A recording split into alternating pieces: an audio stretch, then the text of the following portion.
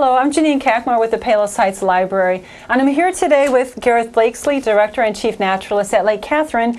And we're here today because we wanted to bring attention to a big program we have coming up in November.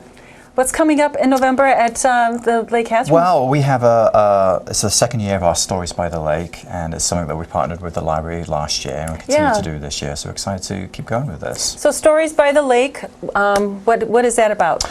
Well, it was this idea that we came about, and again, you seem to listen to some of my ideas as a fun thing to do, but it was about trying to bring a different type of program to Lake Catherine. And it was an evening program where we wanted people to talk about stories about nature, talk about stories about culture and themselves, and have it in a nice evening setting. So it's kind of like a riff on people telling stories. And I think it's a great way of exploring different themes and different ideas. A lot of it's natural world based, a lot of it's cultural based, and I think it was a nice thing to continue with this year. Yeah, right. And last year we had it.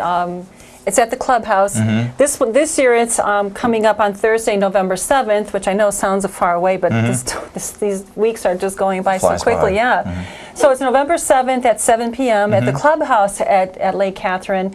And it's an evening of original stories by writers in the area. And this year I'm really excited. I'm very excited about who we have. We have Nestor Gomez. He is the 3-time Chicago Moth Grand Slam winner.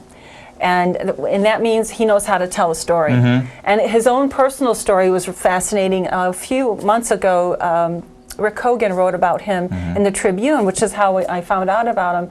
And he wrote about his life story about Nestor Gomez and how he came to this country and overcame so many obstacles, and now, and especially in speaking, and now he's a 3-time Grand Slam winner. It's quite incredible. It is very incredible, and so I'm excited to hear him tell a story, and so he'll be here. We also have poet and author Billy Lombardo, and he's very well known in the Chicago scene. So he'll be here, and then we have a kind of a local connection to Trinity College. We have some students with their professor Michael Vandervelde wrote a book called Tasteful Diversity, and they are going to be a sampling of students. Will be here at their reading as well to read from their book, Tasteful Diversity. And I think that's a great way of getting that community partnership as well. Like we have a partnership with Trinity, and then bringing students in to talk about their lives. I think it's a really great connection. And I think we were talking that, I live in the community, but and I'm not too far from the college, but there's a lot we don't know what goes on and what the kind of work the students do. So this is a great way to get a little taste of what they do. And it's their voices, which I think is really important. Yeah, it is. And so we'll have those 3 speakers for the evening, and we have artist Marlene Boonstra. Yeah, that's correct. So Marlene has actually moved recently into our neighborhood, and she's done a lot of horticultural type artwork. She's actually done some work for the Arboretum Botanical Garden.